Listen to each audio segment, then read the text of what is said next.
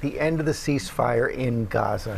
Israel launched extensive ሰላም ጤና ይስጥልን ወደ ቤተሰቦች ላይክ ሰብስክራይብ ሼር ማድረጉን ቀጥሎ የተለያዩ ዓለም አቀፋዊ መረጃዎችን ታማኝ በሆነ መንገድ አቀርብላችኋለሁ። ቢኒያም ካሴ ነኝ። ዛሬም የመካከለኛው ምስራቅ ጉዳይን በተለይም በእስራኤልና በሐማስ ምን አዲስ ነገር አለ የሚለውን ሰፋ አድርጌ ነግራችኋለሁ። ከዛም ባሻገር ውጥረቱ ተባብሶ ቀጥሏል። መካከለኛው ምስራቅ እጅግ አስቸጋሪ ሁኔታ ላይ ነው ያለው። የጋዛው ቀውስ ደግሞ ከመቼም ጊዜ በላይ ከፍቷል የሚለውን በስፋት አስመለክታችኋለሁ። ቢኒያም The end of the ceasefire in Gaza. Israel launched extensive የዓለማችንን ፖለቲካ መልኩን ከለወጡ ጉዳዮች መካከል የሐማስ ውጥረት ወይንም ደግሞ እስራኤል በጋዛ የከፈተችው ጦርነት እንደሆነ ይነገራል። ሐማስ ምን ቆርጦ ጦርነቱን ጀመረ እስከሚባል ድረስ ፍልስጤማውያንን ዋጋ እያስከፈለ ይገኛል። ሐማስ ብቻ አይደለም አሁን ተጠያቂው እስራኤል እጅጉን ትልቁን ቦታ ትወስዳለች። ያም ሆኖ ግን ለጋዛውያን ኃላፊነት የማይወስድ ሰው የለም። ያ ማለት የሐማስ ሰዎችም እስራኤል ትልቁን ቦታ እንዲሁም አሜሪካና ሌሎች ምዕራባውያን ኃላፊነት መውሰድ እንዳለባቸው ይነገራል። ያም ሆኖ ፖለቲካ አይደል፣ ያም ሆኖ ደግሞ ሰው ከተገኘ እጣፋንታው እንዲህ ማለቅ አረል የሚለውን የሚያበረታታ አሊያም ሀሳቡን የሚያጠነክር ያደርገዋል። ባለፈው ሳምንት ሐማስ ተኩስ አቁም ለማድረግ ተስማምቻለሁ ማለቱን ሀሳቡን በሌላ መንገድ ዛሬ የመግለጹ ነገር ደግሞ ሁኔታውን አስቸጋሪ ያደርገዋል። ዛሬ ተኩስ አቁም የሚባል ነገር አላውቅም፣ ደግሞ ስምምነት ለማድረግ በአሜሪካ የቀረበውን እቅድና ውጥን በጋዛ ያለውን ሞት የሚጨምር አሊያም ሰዎች እንዲያልቁ የሚያደርግ ነው በሚል ወቀሳ ማቅረቡ ያው እርግጥም አስቸጋሪውን ሁኔታ ከዛ አካባቢ ብቅ እንዲል ያደርገዋል። ውጥኑ ከኛ ፍላጎት ጋር የሚጣረስ ወይንም ደግሞ አብሮ የማይሄድ በመሆን አንቀበለውም። ሁኔታዎች አስቸጋሪ ናቸው። እስራኤል በአሜሪካ የቀረበውን የተኩስ አቁም እቅድ እንደምትቀበለው ተናገረች። ይህ ደግሞ ሁኔታውን አብረው እንደሰሩት ያስታውቃል በሚል ሐማስ የሙጥኝ እንዳለ ነው። ለዚህም ነው ሐማስም እስራኤልም አሜሪካም ሌሎች ኃይሎችም በዚህ ጉዳይ ላይ ተጠያቂ ናቸው የሚል ጥያቄ ከግራም ከቀኝም እየተነሳ የሚገኘው። የፈረንሳይ ፕሬዚዳንት ኢማኑኤል ማክሮን እስራኤል በጋዛ የምታደርገውን ጦርነት አሊያም የከፈተችውን ጦርነት ካላቆመች ሰብአዊ ቀውሱ እንዲሁ ከፍቶ ከቀጠለ ማዕቀብ እስከ መጣል እንደርሳለን ማለታቸው ደግሞ አንዳች የሚጠቁመው ነገር ይኖራል። ያም ሆኖ ፖለቲካው ሌላ አረዳድ እንደሚኖረው እየተነገረ ይገኛል። ዓለም ላይ በዚህ መንገድ ፖለቲካውን የሚዳስም ሆነ ውጥረቱን የሚቋጨው አንዳች ኃይል የለም በሚባልበት ሰዓት ሩሲያና ዩክሬን የገቡበት ውጥረት ሲታከል ዓለም እንዲሁ በየቦታው በየፊናው አስቸጋሪ ሁኔታ ውስጥ እንዳለች የሚጠቁም ነው። እስራኤልና ሐማስን ማደራደር ፍላጎታቸውን ማመጣጠን አሊያም አብረው እንዲሰሩ ማድረግ ከባድ ነው በሚል ካታር ዶሃ መግለጫ መስጠቷ የሚታወስ ነው። ፈረንሳይ፣ ብሪታንያና ካናዳ ደግሞ እስራኤል በጋዛ ላይ የምታደርገው ጦርነት ዓለም አቀፍ ወንጀል ነው በሚል የከሰሷት ቢገኝም ግን ታንጀብል ወይም ደግሞ ተጨባጭ አይነት እርምጃ እንደማይወስዱባት ሳይታለም የተፈታ ያደርገዋል። ምክንያቱም የነሱ ፕሮጀክት በጋዛ ምድር ሐማስ ጭምር መጥፋት አለበት ነው።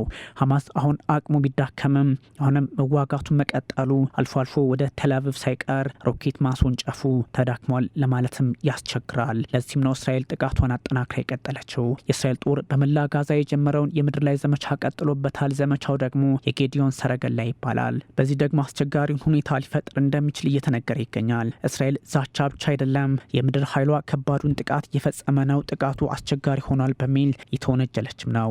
እስራኤል ህልውናዬ ራሴን መከላከለው ሐማስን ሳጠፋ ነው በሚል የሙጠኝ እንዳለች ነው። በተለይም ጠቅላይ ሚኒስትር ቤንያሚን ኔታንያሁ ዓላማዬ 3 ነው ብለዋል። አንድም በጋዛ ምድር ሐማስን ማጥፋት፣ ሲቀጥል ጋዛ ከዚህ በኋላ የእስራኤል ወይም የአይሁዶች ስጋት እንዳይሆን ማድረግ፣ አለፍ ሲልም የተወሰዱ ታጋቾቻችንን ማስመለስ በሚል በ3 ሀሳባቸውን ከፍለው እየተፋለሙ ይገኛል። ታዲያ የጋዛው ሰቆቃ ንጹሐኑስ እንዴት ይታዘቡ፣ ንጹሐኑስ እንዴት ህይወታቸውን ይታደጉ በርካቶች በጥያቄ መልክ የሚያነሱት ነው። እስራኤል ምግብ፣ ውሃ እንዲሁም ነዳጅ እንዳይገባ በመዝጋቷ በርካቶች ህይወታቸውን አጥተዋል። ክልከላዋ ደግሞ አስቸጋሪ እንዲሁ ከበባ ውስጥ የማስገባት ነው በሚል ትችቱ በርትሶባት ሰንብተዋል። ያም ሆኖ ግን በጋዛ ያለው ቀውስ ቀደም ሲል እንደተጠቀሰው ሁሉ ኃላፊነት መውሰድ የሌለበት አንዳችም ኃይል የለም። ሁሉም ኃላፊነቷን ይወስዳል። ራሷ እስራኤል እጅጉን ብዙም ቦታ ትወስዳለች፣ ሐማስም ይወስዳል። እንዲሁ ትልልቆቹ እንደና አሜሪካ፣ ብሪታንያና ፈረንሳይ ያሉት ኃላፊነትን መሸከም እንዳለባቸው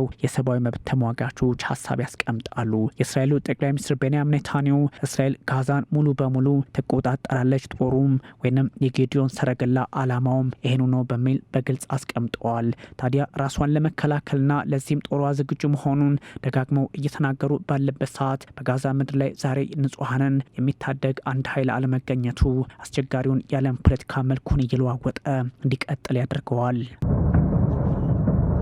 ዓለም አቀፉ ማህበረሰብ፣ የመንግስታቱ ድርጅት፣ ብሪክስ፣ የአውሮፓ ህብረትና ሌሎች ድርጅቶች የእስራኤል ሐማስ ጦርነት ለመፍታት ለቁጥር የሚታክት መግለጫ ያወጣሉ። ሪፖርት እንዲሁም ስብሰባ ቢያደርጉም ሁለቱ ወገኖች መካከል የሚደረግ ጦርነት የሚጠፋውን ነፍስ ማዳን አይሆንላቸውም ይላሉ ጉዳዩን በጥልቀት የሚከታተሉ ኃይሎችና ወገኖች። በተለይም የፖለቲካ ተንታኞች በዚህ ልክ አካሄዳቸውን እየቃኙት ይገኛል። አሁን ላይ በቀረበው ተኩስ አቁም እቅድ ላይ እስራኤል ስምምነቷን ብትገልጽም ሐማስ ግን ጥርጣሬ ያለኝ በሚል የሙጥኝ እንዳለባቸው ነው። በውይይቱ ግን እየተሳተፈ ይገኛል። በካታር ዶሃ አሜሪካን በዚህ መንገድ ሀሳቧን ገልጻለች። የዋይት ሀውስ ሰዎች ወይም ፕሬስ ሴክሬታሪ ካሮላይን ሌቪት እስራኤል መፈረሟና በትራምፕ አስተዳደር የመካከለኛው ምስራቅ ልዩ መልእክተኛ ስቲቭ ዊትኮቭ እንዲህ አይነት እቅዱን ሐማስ መስጠታቸውን ቢያስታውሱም ግን አልቀበለውም በሚል አቋሙን ይፋ አድርጓል። ሐማስ እቅዱ ለሐማስ ከቀረበ በኋላ የሀያል ፖለቲካዊ ቢሮ አባል ባሲም ናኤም እቅዱ የህዝባችን ፍላጎት የሚያረካ አይደለም በሚል ተከራክሮበታል። መፍትሄ ለማምጣት ያለምን ፖለቲካ በዚህ መንገድ መቋጨት አሊያም ጦርነቱን ማስቀጠል ያስፈልጋል እንጂ አንዳች ነገር አያስፈልግም በዚህ ሰዓት በሚል ሐማስ የሙጥኝ እንዳለ ነው። ታዲያ ለዚህ አይነት አካሄድ በርካቶች ሀሳቦቻቸውን ከግራም ከቀኝም በራሳቸው የፖለቲካና ፍላጎት አንጻር ለመዳሰስ ቢሞክሩም ከትላንቱ ዛሬ ሁኔታው እጅግ አስቸጋሪ ሆኖ የቀጠለበትን አጋጣሚ የፈጠረ ግን አድርጎታል። ይህ ደግሞ እስራኤል በሐማስ ተቀባይነት ያገኘውን አዲሱን የአሜሪካ የጋዛ ተኩስ አቁም እንደማይቀበል ማስታወቁ እጅጉን አስቸጋሪ አድርጎታል። ከፍተኛ የሐማስ ባለስልጣን ነው ይህን ያሉት። አሜሪካ ያቀረበችውን አዲሱን የጋዛ ተኩስ አቁም ሲዝፋየርና የታጋቾችን የመልቀቅ ስምምነት ሆስቴጅ ሪሊዝ አግሪመንት የፍልስጤሙ ኃይል አይቀበለውም በሚል አሳውቀዋል። ዋይት ሀውስ ደግሞ ይህን ነገር አስቀምጧል። እስራኤል የአሜሪካ ልዩ መልክተኛ ስቲቭ ዊትኮፍ ያቀረቡትን ተቀብላለች፣ ከሐማስ መደበኛ ምላሽ የጠበቀች ነው ብለዋል። ነገር ግን እስራኤልና አሜሪካ አብረው የሰሩት በመሆኑ እጅጉን አስቸጋሪና ተቀባይነት የሌለው ነው የሚለው ድምዳሜ ከሐማሶች በኩል እንደሚኖር ሳይታለም የተፈታ ነው። የእስራኤል መገናኛ ብዙኃን የእስራኤል ባለስልጣናት የሚሉትን መረጃ ለማጋራት ሞክረዋል። ሐማስ ለ60 ቀናት የሚቆይ ተኩስ አቁም ስምምነትና በእስራኤል እስር ቤቶች የሚገኙ ፍልስጤማውያን ለማስፈታት በሁለት ደረጃ 10 በሕይወት ያሉ ታጋቾችና የ18 ማቾችን አስክሬን አሳልፎ እንደሚሰጥ ገልጿል በሚል ሲያጋሩ ብለዋል። የታይምስ ኦፍ እስራኤል መረጃ አንደኛው ነው። የሐማስ ባለስልጣናት ሀሳቡን ጦርነቱ ማቆምን ጨምሮ ዋና ዋና ፍላጎቶች እንደማያሟላና በጊዜው ምላሽ እንደሚሰጥ እየተናገሩ ይገኛል። የእስራኤል መንግስት እስካሁን አስተያየት አልሰጠም። ጠቅላይ ሚኒስትር ቤንያሚን ኔታንያሁ የዊትኮፍን እቅድ መቀበላቸው ግን ግልጽ ሆኗል። ሐሙስ ለታጋች ቤተሰቦች መናገራቸውም እንዲሁ መገናኛ ብዙሃኑ እየዘገቡት ይገኛል። ያም ሆኖ ግን ዛሬ ከዘገባ ያልተሻገረ ነገር ሊኖረው እንደሚችል ሳይታለም የተፈታ ያደርገዋል። በጋዛ በአጠቃላይ እገዳን የጣለችው ከዚህ በፊት ወይም ከ11 ሳምንታት በፊት ነው። በአሜሪካ በካታርና በግብጽ አደራዳሪነት የተፈረመው የ2 ወር የተኩስ አቁም ስምምነት መፍረሱን ተከትሎ የሆነ እንደሆነ የቢቢሲ ዘገባ ወደኋላ መልሶ ያስታውሳል። እስራኤል ሐማስ እስካሁን በስር ላይ የሚገኙትን 58 ታጋቾችን እንዲፈታ ጫና ማድረግ እየፈለገች ነው። ይህን ከማድረግም ባሻገር የጌዲዮን ሰረገላ ጦርነት ጀምራለች። ከነዚህ ውስጥ ቢያንስ 20 ያህሉ በህይወት እንዳሉ ይታሰባል። ጠቅላይ ሚኒስትር ቤንያሚን ኔታንያሁም በዚህ ልክ ያስባሉ። ከ2 ሳምንት በፊት ገደማ በግንቦት 11 ማለት ነው የእስራኤል ጦር ሰራዊት የተስፋፋ ጥቃት የጀመረ ሲሆን አደገኛው አካሄድ ተደርጓል። የኔታንያሁ ጋዛን ሁሉንም አካባቢዎች የመቆጣጠር አሊያም የመጠቅለል ሀሳብ ነው በሚል በሀሳቡ ላይ በርካቶች ስጋታቸውን ሲያስቀምጡ ነበር። እስራኤል በጋዛ ላይ ጥላው የነበረውን እገዳ በሁለተኛው ቀን ማንሳቷ ይታወሳል። ረሃብን ለመከላከል መሰረታዊ መጠን ያለው ምግብ ወደ ጋዛ እንዲገባ እንደምትፈቅድ ደግሞ ከዚህ በፊት ተቀምጧል። በጋዛ ላለፉት 11 ሳምንታት 4000 የሚጠጉ ሰዎች ህይወታቸውን አጥተዋል። በሐማስ የሚመራው የጤና ጥበቃ ሚኒስቴር ያስታወቀው መረጃ ነው። የመንግስታቱ ድርጅት ደግሞ 600,000 ሰዎች በእስራኤል የመሬት ላይ ዘመቻና ትዕዛዝ እንደገና ተፈናቅለዋል ብለዋል። አንድ ጋዛዊ ከ10 ጊዜ በላይ በዛች ጠባብ ምድር ለመፈናቀል ተገደዋል። በመንግስታቱ ድርጅት የሚደገፈው አይፒሲ ዘገባ በመጪዎቹ ወራት ወደ 500,000 ወይም ግማሽ ሚሊዮን ሰዎች አስከፊ የሆነ የረሃብ አደጋ እንደሚገጥማቸው አስጠንቅቀዋል። ይህን አካሄድ መፍትሄ ለመስጠት ከትላንቱ ዛሬ እጅግ አስቸጋሪ ጊዜ ላይ እንዳለን ለመገመት አያዳግትም ተብሏል። ይህ ሁሉ ውጥረት ባለበት አጋጣሚ እስራኤል በኃይል በያዘችው ዌስት ባንክ ከፍተኛ ሰፈራ እየያዘች ነው። 22 አዳዲስ ሰፈራዎችን ይፋ አድርጋለች። እስራኤል በኃይል የያዘችው የፍልስጤማዋ ግዛት ዌስት ባንክ ማለት ነው በ10 ዓመታት ውስጥ ታላቅ ተብሏል። መረጃው ትላንት ሲወጣ ይህን ነገር አስቸጋሪ አድርጎታል። የአይሁድ ሰፈራዎች እንዲመሰረቱ 22 ማለት ነው ጸድቋል።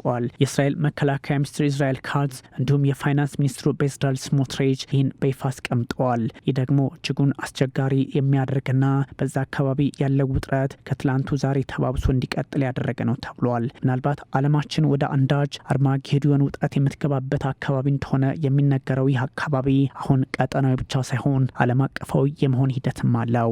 ሃይማኖታዊ ስሜት እንዳለውም ይነገራል። ያም ሆኖ በጋዛ ያለውን ሰቆቃ መፍታት የሚችል አንዳች ኃይል እንደሚያስፈልግ ከግራም ከቀኝም ያሉ ኃይሎች ሀሳብ እየሰጡ ይገኛል። ፈረንሳይ ማዕቀብ መጣሌ አይቀርም በሚል መረጃ መስጠቷ በእርግጥ በእስራኤል ላይ ጀርባ እየሰጡ ይሆን የሚል ሀሳብ ዓለም እንዲኖራት ያደርጋል። በእርግጥ ውጥንቅጡ በወጣ ዓለም በዚህ በቀላሉ መፍትሄ ያመጣሉ ብሎ ማሰብ ፖለቲካዊና ወታደራዊ የዋህነት መሆኑን መገንዘብም አያዳግተም። የዓለማችንን ፖለቲካ በዚህም ሆነ በሌላ መንገድ መፍትሄ መስጠት የሚችሉት ሀያላኑ ራሳቸው እንደ አሜሪካ ያሉ ሀገራት እንደሆነ በስፋት ይነገራል። ያም ሆኖ ግን ዋሽንግተን ከእስራኤል ጋር የመስራት አባዜ አለባትና በቀላሉ ለሐማስ የሚሆን መፍትሄ ይዛ ትመጣለች ተብሎ አይታሰብም። እንዲህ አይነቱ አካሄድ ከትላንቱ ዛሬ መልኩን ለውጠዋል፣ አሊያም የፖለቲካ እንደምታውን ሌላ አይነት አማራጭ ውስጥ እንዲገባ ያደርገዋል ቢባልም ዛሬም ጠቅላይ ሚኒስትር ቤንያሚን ኔታንያሁ በጋዛ ህልም አለኝ፣ ያን ሳላሳካ ወደኋላ አልልም፣ አሊያም ከስጋት ነጻ ሳንሆን ጦርነቱን አላቆምም በሚል የሙጥኝ እንዳሉ ናቸው። ኔታንያሁ መንገዱን ሁሉ በራሳቸው መንገድ መቋጨት የሚችሉበትን አጋጣሚ ፈጥረዋል። በጦርነትም ሆነ አሁን ባለው የዓለም ፖለቲካ ሂደት ከሳቸው በላይ የጋዛውን ጦርነት ለማስቆምም ሆነ ለማስቀጠል ኃላፊነት የሚወስድ የለም እየተባለ ይገኛል። ያም ሆነ ግን የሐማስ ሰዎች በራሳቸው መንገድ ለፖለቲካዊ መፍትሄ ቆርጠው እስካልተነሱ ድረስ በቀላሉ መፍትሄ ይመጣል ተብሎ አይታሰብም። በዛ ላይ እንደ ኢራን ያሉ ኃይሎች ለሁኔታው መፍትሄ መስጠት አብረው ይፈልጋሉ። በቀላሉ ያን ማድረግ የማይቻልበትን እድል ሊፈጥሩም ይችላሉ እየተባለ ይገኛል። ሐማስ እንደ ወትሮው ጉልበቱና አቅሙ ባይኖረውም አሁን ባለው ሁኔታ ግን እስራኤልን ባገኘው አጋጣሚ እያጠቃ የመቀጠል ፍላጎት እንዳለውም ይነገራል። ራሱን ሙጃሂዲን አሊያም የነጻነት ኃይል አድርጎ ስለሚወስድ ለፍልስጤማውያን ነጻነት ከመጨረሻው ይታገላል ተብሎ ይታሰባል። The end of the ceasefire in Gaza. Israel launched extensive